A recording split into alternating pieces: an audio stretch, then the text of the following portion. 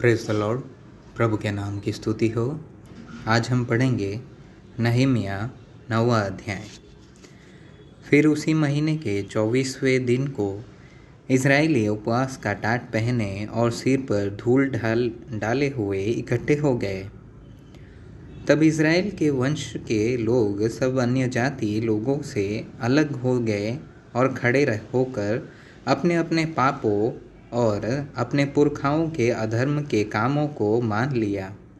तब उन्होंने अपने अपने स्थान पर खड़े होकर दिन के एक पहर तक अपने परमेश्वर यहोवा की व्यवस्था की पुस्तक पढ़ते और एक और पहर अपने पापों को मानते और अपने परमेश्वर यहोवा को दंडवत करते रहे। और यीशु बानी, कदमीएल, सबन्याह, बुन्नी, शेरेब्याह, बानी और कनानी ने लेवियों की सीढ़ी पर खड़े होकर ऊंचे स्वर से अपने परमेश्वर यहोवा की दुहाई दी। फिर यीशु, कदमीएल, बानी, हसबन्याह, शेरेब्याह, होदियाह, सबन्याह और पतहयाह नाम लेवियों ने कहा, खड़े हो अपने परमेश्वर यहोवा को अनादिकाल से अनंत काल तक धन्य कहो। तेरा महिमायुक्त नाम धन्य कहा जाए, जो सब धन्यवाद और स्तुति से परे है।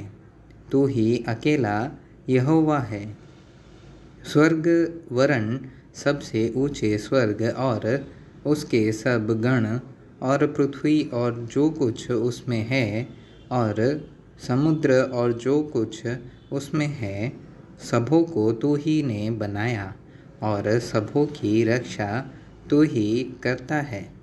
और पृथ्वी की समस्त सेना तुझी को दंडवत करती है यहोवा, तू वही परमेश्वर है जो अब्राहम को चुनकर कसदियों के ऊर नगर में से निकाल लाया और उसका नाम इब्राहिम रखा।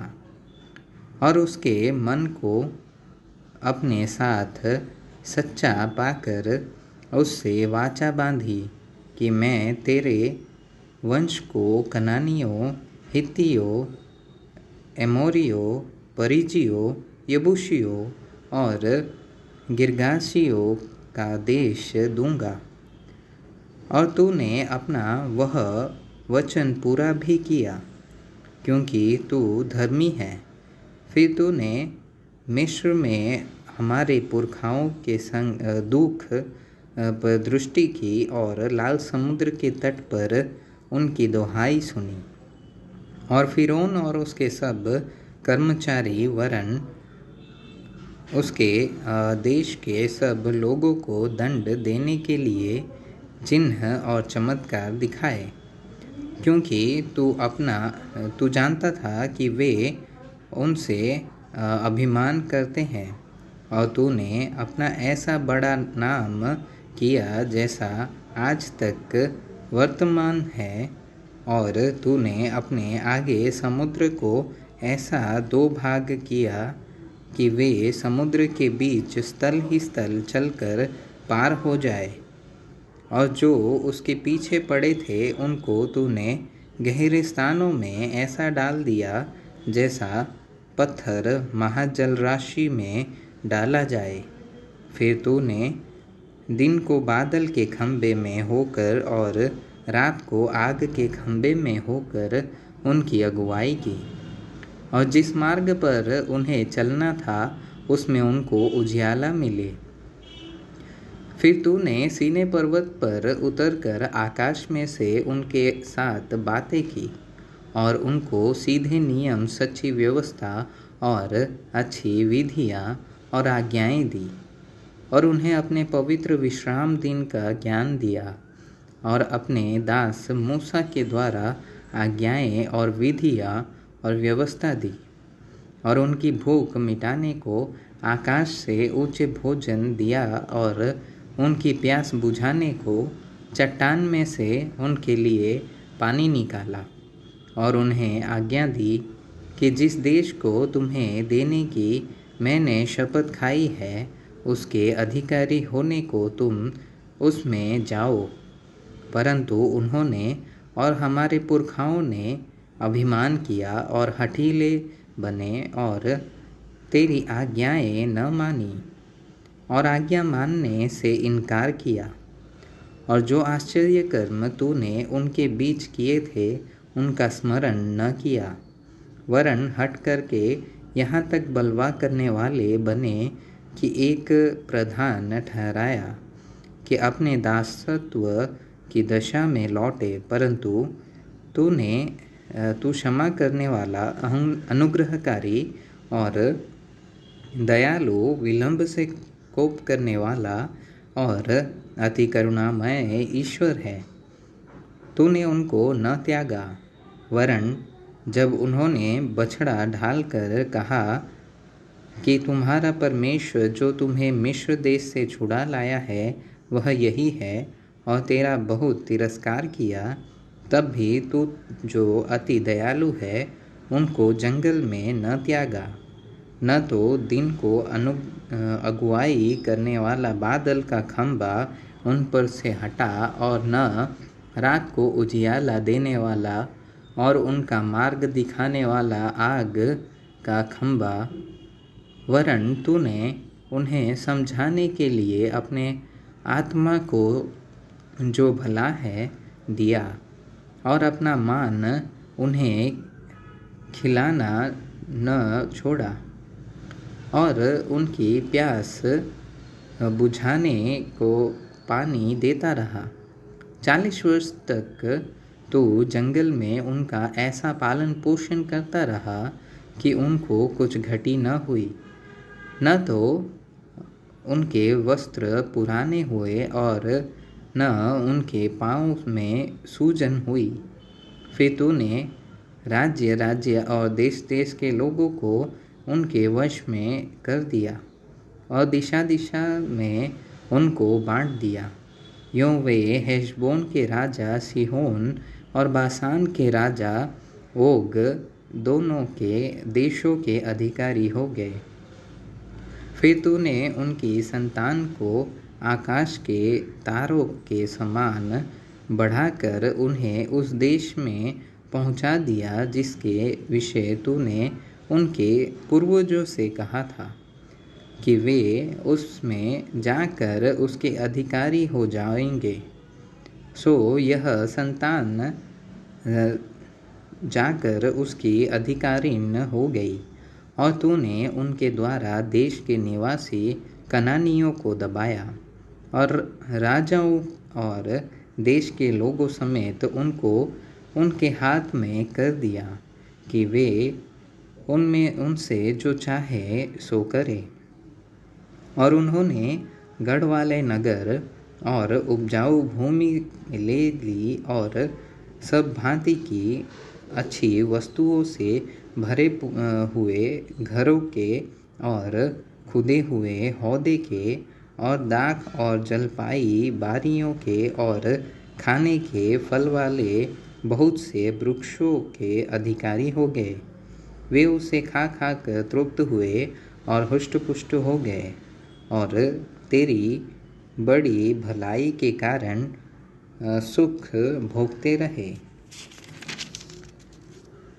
परंतु वे तुझसे फिरकर बलवा करने वाले बन गए और तेरी व्यवस्था को त्याग दिया, और तेरे जो नबी तेरी ओर उन्हें फेरने के लिए उनको चिताते रहे उनको उन्होंने घात किया और तेरा बहुत तिरस्कार किया।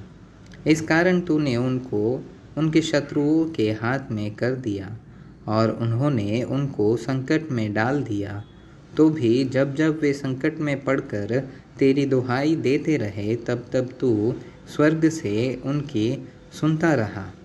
और तू जो अति दयालु है इसलिए उनके छुड़ाने वाले को भेजता रहा जो उनको शत्रुओं के हाथ से छुड़ाते थे। परंतु जब जब उनको चैन मिला तब तब वे फिर तेरे सामने बुराई करते रहते। इस कारण तू उनको शत्रुओं के हाथ में कर देता था और वे उन पर प्रभुता करते थे। तो भी जब वे फिरकर तेरी दुहाई देते तब तू स्वर्ग से उनकी सुनता और तू जो दयालु है इसलिए बार बार उनको छुड़ाता और उनको चिताता था कि उनको फिर अपनी व्यवस्था के अधीन कर दे। परंतु वे अभिमान करते रहे और तेरी आज्ञाएं नहीं मानते थे और तेरे नियम जिनको यदि मनुष्य माने तो उनके कारण जीवित रहे, उनके विरुद्ध पाप करते और हट करके अपना कंधा हटाते और न सुनते थे।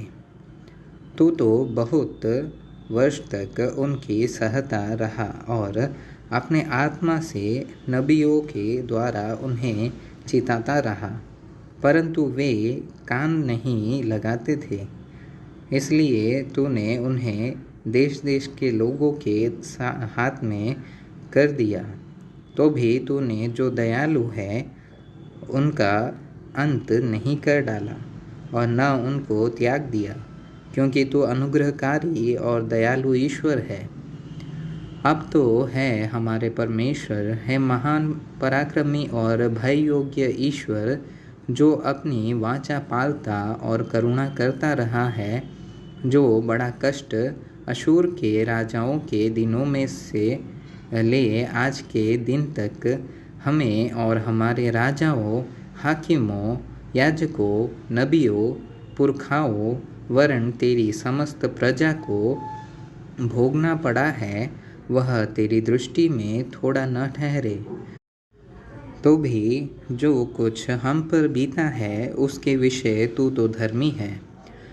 तूने तो सच्चाई से काम किया है, परंतु हमने दुष्टता की है और हमारे राजाओं और हाकिमों, याजकों और पुरखाओं ने न तो तेरी व्यवस्था को माना है और न तेरी आज्ञाओं और चितौनियों की ओर ध्यान दिया है जिनसे तूने उनको चिताया था। उन्होंने अपने राज्य में और उस बड़े कल्याण के समय जो तूने उन्हें दिया था और इस लंबे चौड़े और उपजाऊ देश में तेरी सेवा नहीं की और न अपने बुरे कामों से पश्चाताप किया। देख, हम आजकल दास हैं।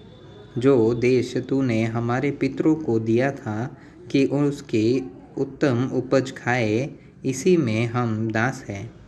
इसकी उपज से उन राजाओं को जिन्हें तूने हमारे पापों के कारण हमारे ऊपर ठहराया है, बहुत धन मिलता है और वे हमारे शरीरों और हमारे पशुओं पर अपनी अपनी इच्छा के अनुसार प्रभुता जताते हैं। इसलिए हम बड़े संकट में पड़े हैं। इस सब के कारण हम सच्चाई के साथ वाचा बांधते हैं और लिख भी देते हैं और हमारे हाकिम, लेवीय और याजक उस पर छाप लगाते हैं।